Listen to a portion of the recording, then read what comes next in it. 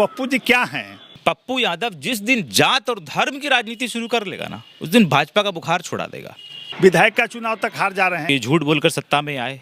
इन्होंने कहा कि देश की अर्थव्यवस्था सुधार देंगे, इन्होंने कहा कि महंगाई खत्म कर देंगे, इन्होंने ये कहा कि देश में रोजगार लाएंगे, इन्होंने 2 करोड़ रोजगार का बात किया और यहाँ 5 करोड़ सालाना रोजगार छीनने का काम किया। पप्पू यादव कौन महात्मा है कि उनकी बात कर रहे हैं? पप्पू यादव बिहार में इतने लोकप्रिय हैं, वो इसलिए हैं कि कोई भी व्यक्ति उनके दर पर आएगा और उनसे मदद मांगेगा तो पप्पू यादव अपना संपत्ति बेच के, अपना प्रॉपर्टी बेच के मदद किया है।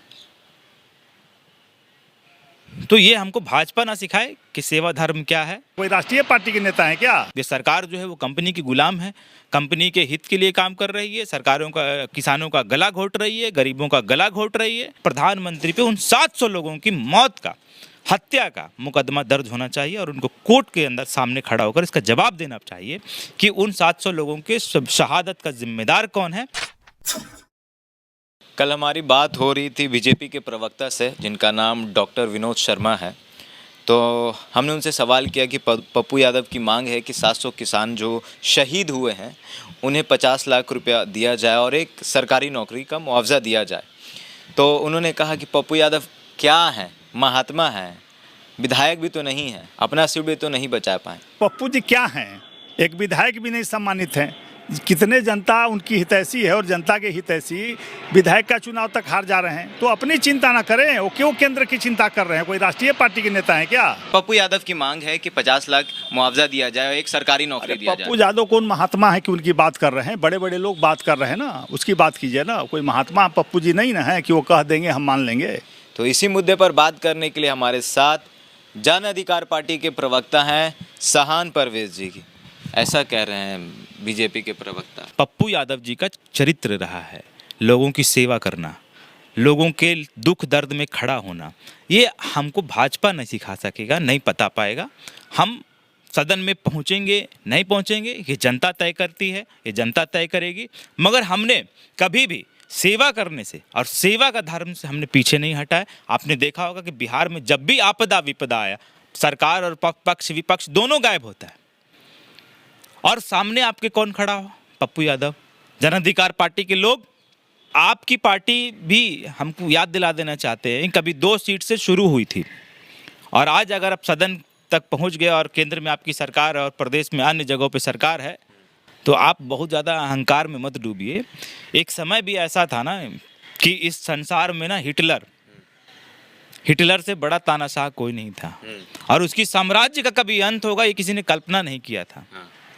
ठीक है, मगर आप समझिए ना कि उसको किस प्रकार से उसका पतन हुआ और कितनी जिल्लत भरी इतिहास उसकी रह गई। वो आप भी इतना अहंकारी मत बनिए। मैंने और हमारे पार्टी ने और हमारे राष्ट्रीय नेता माननीय पप्पू यादव जी ने 50 लाख रुपए की मांग उन शहीदों के नाम मांगा है जो किसान आंदोलन में शहीद हो गए हैं।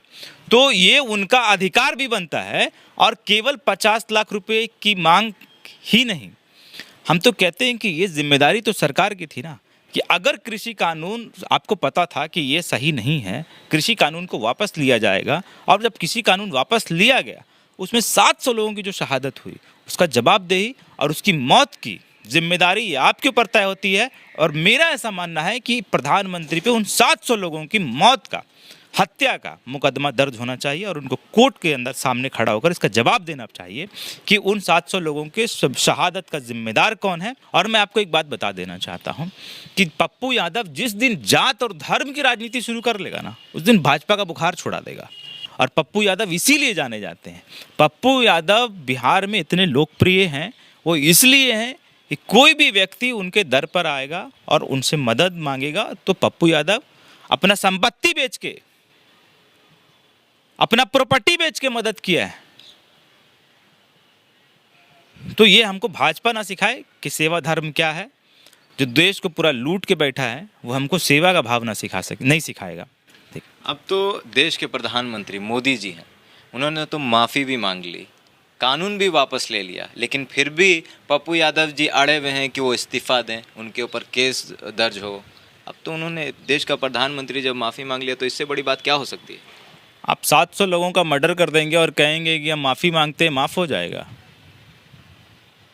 आपने 700 लोगों का मर्डर कर दिया, मैं मर्डर बोल रहा हूँ। ये 700 लोग आपकी लापरवाही से, अगर आपने डे 1 में किसानों की बात मान ली होती तो 700 लोग मरते नहीं आज। 700 लोग से अधिक मर चुके, शहीद हो गए, और आप कहते हैं माफ़ी मांग लिए। ये कौन सा राज्य है भाई? और आप मुआवजा भी नहीं देंगे, आपसे मुआवजा भी लेंगे और आपसे जवाब भी मांगेंगे। और इस देश की जनता इन 700 लोगों की जो शहादत हुई है, इस पर आपको सबक भी सिखा देगी। आखिरी सवाल, आखिर क्या वजह है ये कानून इन्होंने अब वापस लिया? डे 1 को भी ले सकते थे, लेकिन 2 दिन पहले इन्होंने तकरीबन 1.5 साल के बाद इन्होंने वापस लिया। देखिए, एक बात आपको समझना पड़ेगा कि ये चुनावी लॉलीपॉप है, इनकी हालत पूरे देश में ख़राब है। और उत्तर प्रदेश और पंजाब और उत्तराखंड जैसे कई राज्यों में चुनाव है, गोवा में चुनाव है, वो भाजपा का जो ग्राफ है, वो स्तर है, क्योंकि झूठ बोलकर सत्ता में आए। इन्होंने कहा कि देश की अर्थव्यवस्था सुधार देंगे, इन्होंने कहा कि महंगाई ख़त्म कर देंगे, इन्होंने ये कहा कि देश में रोज़गार लाएंगे, इन्होंने 2 करोड़ रोज़गार का बात किया और यहाँ 5 करोड़ सालाना रोज़गार छीनने का काम किया। तो भाजपा अब समझ गई है कि उसका असली चरित्र, असली चेहरा जो है वो लोगों के सामने आ चुका है। तो अब ये चुनावी लॉलीपॉप फेंक रहे हैं, क्योंकि किसान तो समझ चुका है कि आप कंपनी के गुलाम हैं। ये सरकार जो है वो कंपनी की गुलाम है, कंपनी के हित के लिए काम कर रही है, किसानों का गला घोट रही है, गरीबों का गला घोट रही है। तो सरकार तो किसान अड़ गया सरकार के खिलाफ। और अब आपको लग रहा है कि चुनाव में कहीं ना कहीं डैमेज हो सकता है, तो आपने एक आश्वासन दे दिया है। और आश्वासन, किसान बुड़बक है जी, किसान मूर्ख है कि आपके बोलने से बिल वापस हो जाएगा। आपको बिल वापस करना है, आपका मनसा है बिल वापस करने का, सदन में आइए, सदन से बिल वापस लीजिए, किसान आपके साथ फिर खड़ा होगा।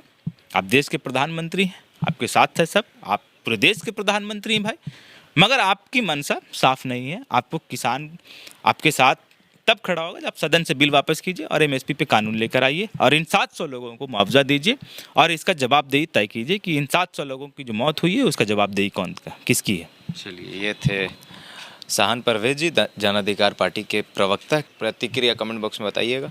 आप हमारे अगर फेसबुक पेज पर हैं तो लाइक करिए, अगर आप हमारे यूट्यूब चैनल पर हैं तो सब्सक्राइब करिए। मिलते हैं अगले वीडियो में। धन्यवाद।